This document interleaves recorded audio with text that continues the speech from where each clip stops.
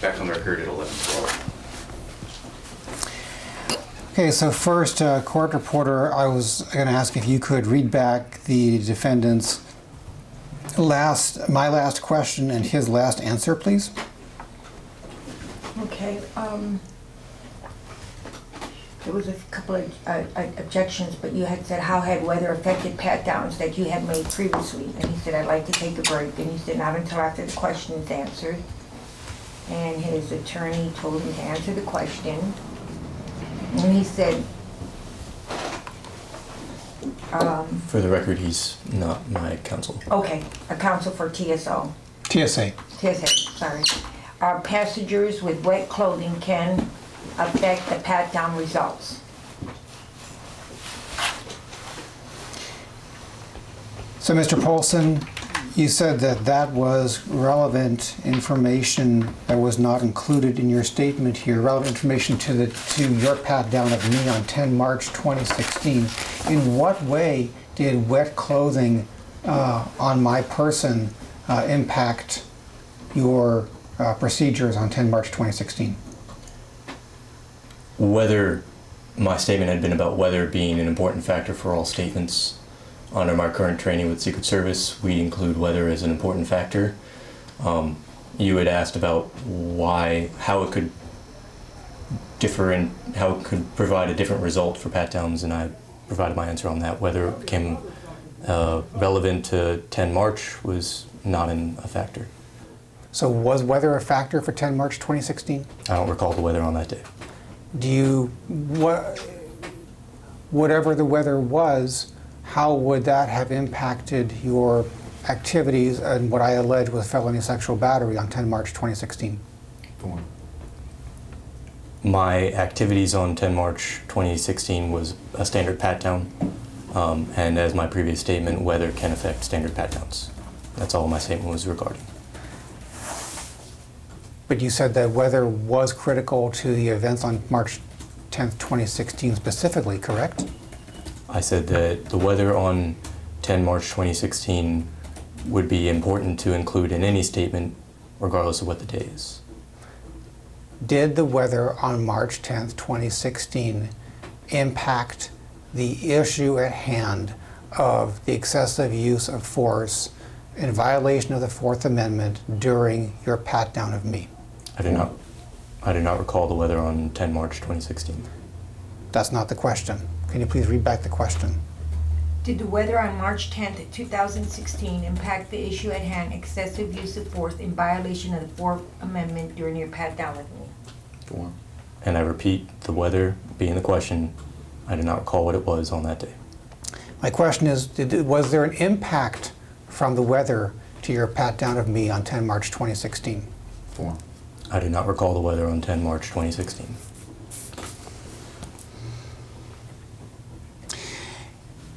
The way we got on this topic in the first place was I was asking you if the statement that you wrote was complete, full, and accurate as a representation of your recollection of events of 10 March 2016.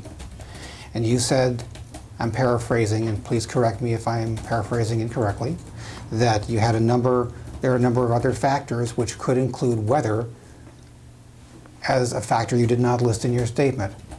Was there anything else that you believe you did not include in your statement that you wanted to bring up to make this as complete as possible? Something else I had brought up is making a complete statement will be full names. I do not have full names listed, nor do I recall full names of anyone besides Mr. Wetzel, who I referred to as STSO Bill in this statement. Do you know your middle name? I do. What is your middle name? Gerard. Is it listed here? My full middle name is not listed on my statement here. You said that was not what you just said previously, correct? Can you read back the witness's previous answer as far as full names? Okay. Something I had brought up as complete statements, full names. I do not have full names listed, nor do I recall full names of anyone besides Mr. Wetzel. who I referred to as STSO Bill in the statement. So you do recall your own full name, correct, Mr. Polson? I do recall my full name. So your previous statement was inaccurate, correct? Form. I would correct my previous statement to say that my also full name, to be identifiable as me, I'm the only Michael G. Polson in TSA. Why would you not have included your middle name? At the time of the statement, I identified myself fully to the point that if a person was searching for a TSO at Dulles Airport, I was the only result. Under that same logic, on the previous evidence submitted from the statement from Mr. Wetzel, do you believe that there was more than one Captain James Lindlore at the checkpoint of TSA on 10 March 2016? Form. I could not speculate on any passengers. Do you believe that my name is a common name? I do believe James to be a common name. Do you believe my full name to be a common name? Well, I don't know your full name, sir. You know it as Captain James Lindlore. Well, let me help you out with that. On Mr. Wetzel's statement, line 3, as a passenger listed there. What is the name listed there? It's underlined in red. I'm sorry, are we reading Mr. Wetzel's statement? Yeah, underlined in red. What's the name? James Daniel Lindlore. So you don't believe that to be my full name? Is that your full name, sir? It is my full name. You said that you weren't aware of my full name? Now I am aware of your full name, sir. Okay. So you believe full names are important in identifying people, correct? Negative, that is not what I said. I'm asking you a general question, not if that's what you said. I do not believe full names to be required to identify a person. Are they important? I didn't ask required, I said important. Form. Is it important, I'm sorry, repeat your question that you would like to have asked. Please. I'm asking a general question. I do not believe full names are required to identify a person. He goes, are they important? I did not ask required. I said important. Is a full name important to identify a person? That's my question. Form. No.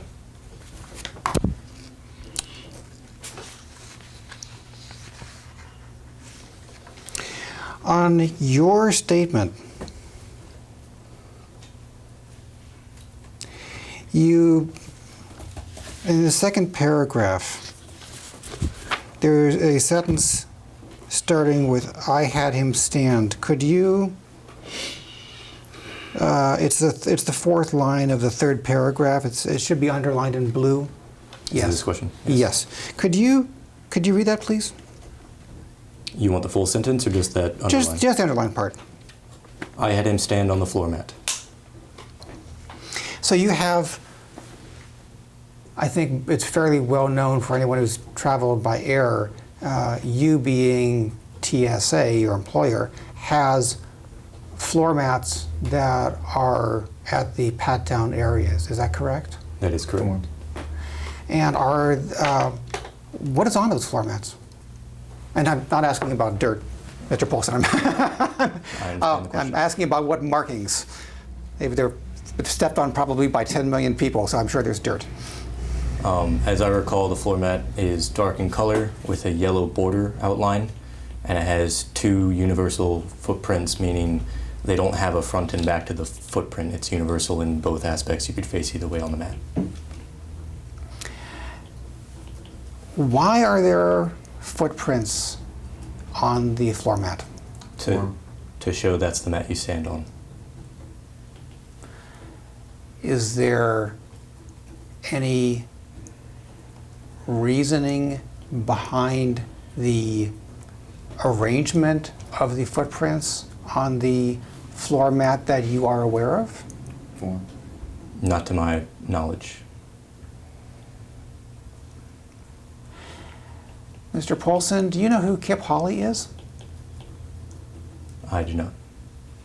You've never heard the name Kip Hawley?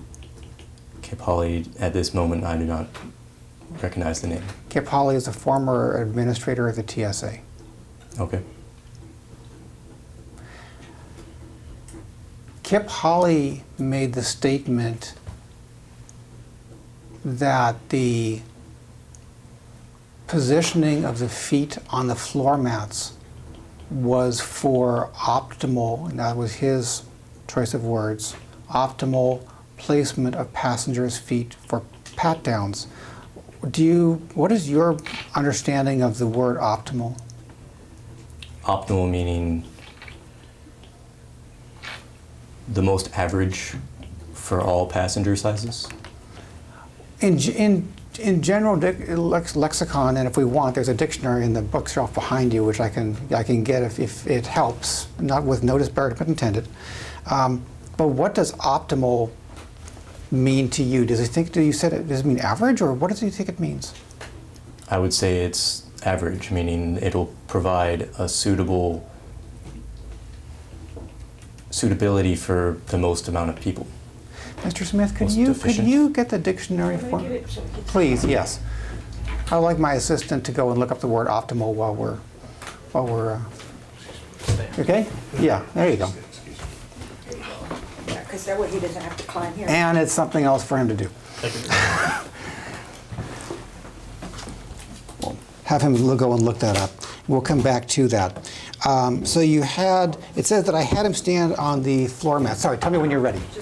Apologize. It's okay, go ahead. I'm in the front. Okay, go ahead. Okay. So, says I had him stand on the floor mat. And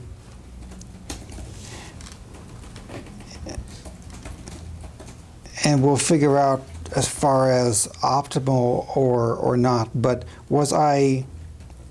did I stand on the footprints on the floor mat to the best of your recollection? For the pat down itself, or when you initially approached the mat? For the pat down itself, I think that they were the same, but were they different? They were. Okay. Did I step onto the footprints without being guided? 4.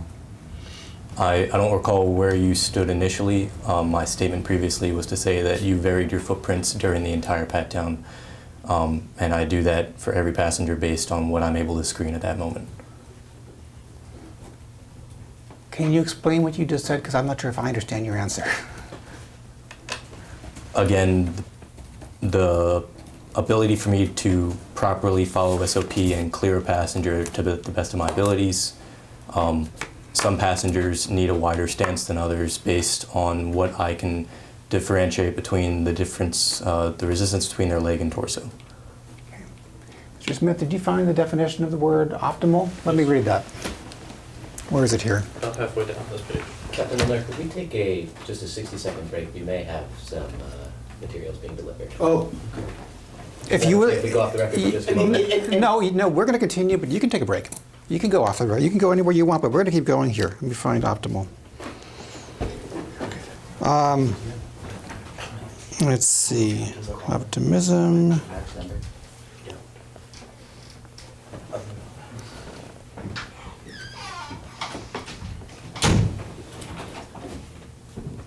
Optimal, okay. So the definition, per whatever dictionary, the American Heritage Dictionary of the English Language. I'm not sure if these things change very often. I don't see a revision date on it. Optimal is defined by the dictionary as most favorable or desirable, semicolon, optimum. Well, that's helpful. But most favorable or desirable. Do those words make sense to you, Mr. Polson? I do understand the definition given. Okay. So,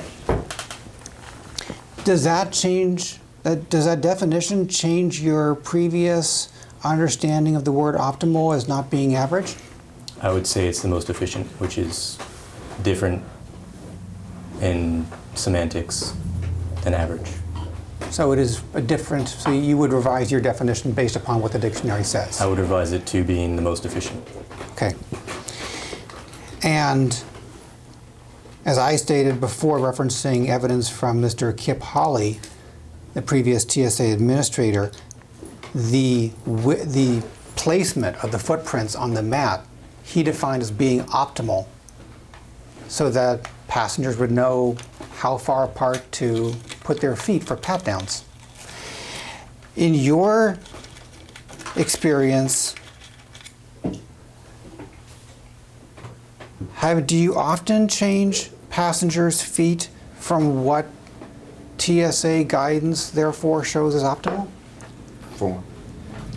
I would disagree with your statement. It is not guidance. Do you believe that Mr. Kip Hawley's statement that the footprint placement is optimal is accurate? I would not. 4.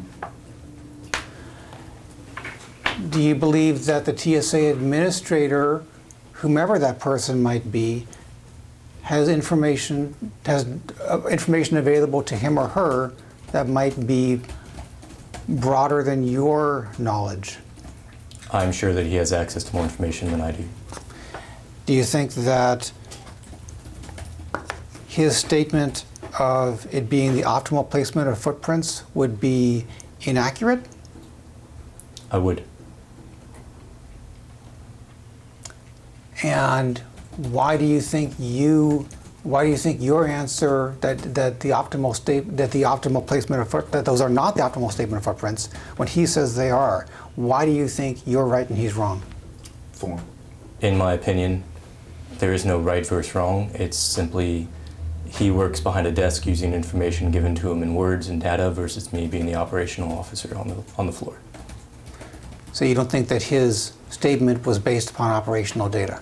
I have no idea what his statement was based on. I'm asking an opinion, not to say that you would know. What do you think? Because you said that he was just behind a desk and you are on the front line, so to speak. So do you believe that your knowledge is better than his? 4. I believe that he has more access to knowledge than I do. Do you believe that you said that you believe his statement of it being the optimal spacing of footprints to not be optimal? Is that correct? I believe, in my opinion, that those footprints are not optimal. And on March 10th, 2016, did I stand on those footprints initially? I do not recall. Did you ask me to widen my stance? I did. Why did you ask me to widen my stance? I asked you to widen your stance because in order for me to properly screen your inner thigh area as required by SOP, I needed you to have a wider foot stance than you currently did at that time. And what was that based on? My ability to screen you appropriately per SOP. What does SOP guidance say about widening stances? We can widen the stance as necessary to provide adequate clearance between the inner thigh and the torso area, resistance being the definitive request that we're looking for. The definitive request that we're looking for, could you explain that, please? One hand on your inner thigh, one hand on your hip, all the way up until I meet resistance between your thigh and torso, and then back down the rest of your leg. If I cannot go up until I meet resistance between your actual thigh and torso, if for instance it catches on clothing, if your pants are hanging too low, baggy clothing, all sorts of matter, it's based on situational, in that instant, what you need to have to properly screen that passenger. Would you define the connection between the thigh and torso as the groin? I would not. What part of the body do you define it as then? Again, you have the groin being the general region, and you have the inner thigh basically is where the groin is part of that area between the thigh and the torso. Torso being above the groin and thigh being below the groin. So how can your hand push until it reaches the torso if you would have to, or how do you touch the torso if there's a body mass in the way? 4. I believe we're being caught up on semantics here of the anatomy of a male person. Our earlier agreement was to discuss the thigh, groin, and testicles As the sensitive area. as the sensitive areas. That is correct. So when you're referring to torso, this becomes an issue because medically, anatomically speaking, most definitions of torso seem to be higher based upon evidence, but do you agree to that? Form. On anatomy, I would define the torso as the main parts of a body, or exceeding the extremities being your arms and legs. So, explain to me again how you do the pat down of the thigh, groin, and genitals. How do you do that? What's the procedure? I caution the witness not to disclose any SSI in the answer. Prior to the pat down, you receive a hands-off demonstration of how exactly you will be screened in both the groin, the buttocks, and the inner thigh. The screening of the inner thigh includes putting one hand on your inner thigh, one hand on your hip. You slide all the way up until you meet resistance between the leg and the torso, and then down the rest of the leg. The groin is going to be screened with the back of my hand in a sliding motion, fingertips 1 inch apart from each other, straight down the zipper line. The buttocks is going to be with my back of my hands in a sliding motion, fingertips touching straight up and down from the waistband down around the butt. So you believe that you are raising your hand up, sliding your hand up along the thigh until you reach the groin and testicle, and until you meet resistance, including from the torso, correct? Form. The resistance is felt between the leg and torso.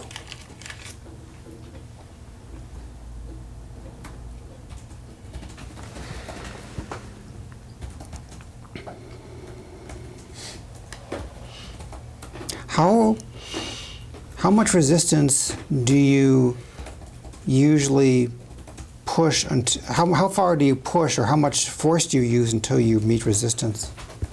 The force varies based on my ability to determine what's the difference between the clothing and the skin.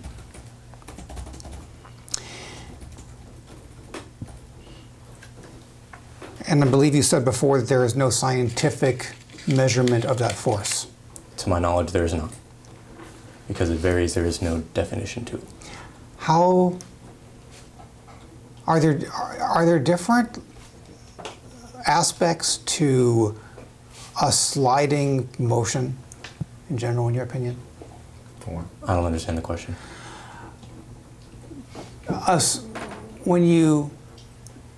If we took a car analogy, you start a car, you move a car, you stop a car. Would you agree are the standard kind of typical activities? I'm not sure I follow the complete analogy, but if you I'll make the if you analogy continue, clear, I'll but try to I understand. wanted to establish that we have a stop. Make sure you allow him to answer his question. Don't talk over him. Sorry. So, but we start a car, the car moves in some direction, and we stop a car. The analogy is there is pressure force used inward towards the thigh, and there is also a pressure involved in resistance felt at the groin and testicles. Would you agree? Form. So, I'm still trying to complete this analogy you brought up. You mean there's pressure in and there's pressure up, correct? There's pressure in and there's pressure up. Do you agree with that idea? I would agree with every object stays in motion until acted upon by an opposing and equal force. I mean, that's seems to be the scientific explanation of that. So the analogy comes into play that a car can have a force not just pushing it along, but also an impact force if it runs into an object. Do you agree with that statement? I would agree. Okay.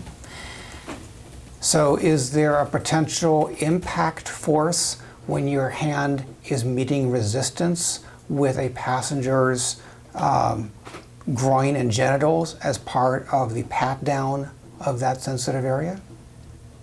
There is the sensation of you being able to tell the difference between the thigh and the torso as you slide up. Then it's sort of the same thing. Is there, you said there's a sensation, but is there an impact force? Form.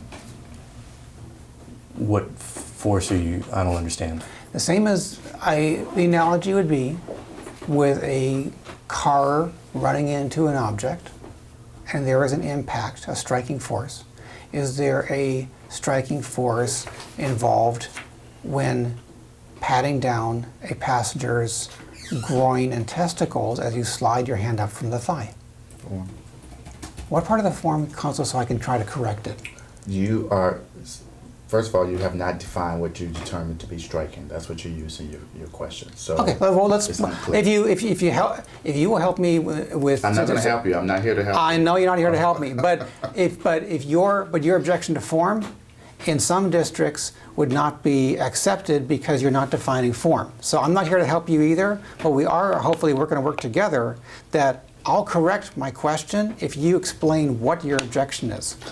Yes, but I want to also make clear in this district we use form, or else it's seen as a way to coach the witness. So that's why we use form. Fine. So if you want clarification, you need to ask for it, and I'm willing to give it to Okay. you. We'll work that way. We'll work this out. We're not trying to ignore No. you. At the same time, we have to, there's differences of opinion. I'm with you So, 100%. Okay, so definition of striking. So let's get that out of the way. So then hopefully we can get a non-objected to question for a change. Striking in this case would be defined as used by me in the question as the force of one object coming in contact with another. Okay, counsel is rolling his eyes, but I think he may be able to work with this. We'll see. So based on that definition, is there a striking force of one object coming in contact with another as you slide your hand up from the thigh to the groin and genitals? I would agree. There is. Okay. Based upon that definition, what amount of striking force is reasonable? Only enough to properly ascertain that the area is clear per SOP. Does SOP define a reasonable amount of striking force in this situation? Not to my knowledge. How do you know what a reasonable amount of striking force is if it's not defined? When I can tell the difference between the leg and the torso. Isn't it possible that the striking force could injure a passenger? By your definition of striking force being any contact, period, between two different things, there are all sorts of things that could be considered excessive to that fact. Is your answer mean yes? I can't answer that. It's too generic of a question. Could you please read back the question for the witness? Is it not possible that a striking force could injure a passenger? Yes. Have you ever heard of such a striking force injuring a passenger? I have not. Have you ever been guided by TSA to be careful not to use excessive striking force as it has been defined? I don't recall. Should that topic have been discussed to your belief in your training as a TSO? Form. I wasn't in charge of any of the training programs or what needed to be taught or what not. If I came in with an empty slate, it's because I didn't know what needed to be taught previously. And counsel, what part of form did you object to? I'm objecting to the fact that you're asking him to speculate. I was asking for an opinion. We understand. I didn't think I had not defined anything. There was nothing left not to not be defining. I just wanted to make sure.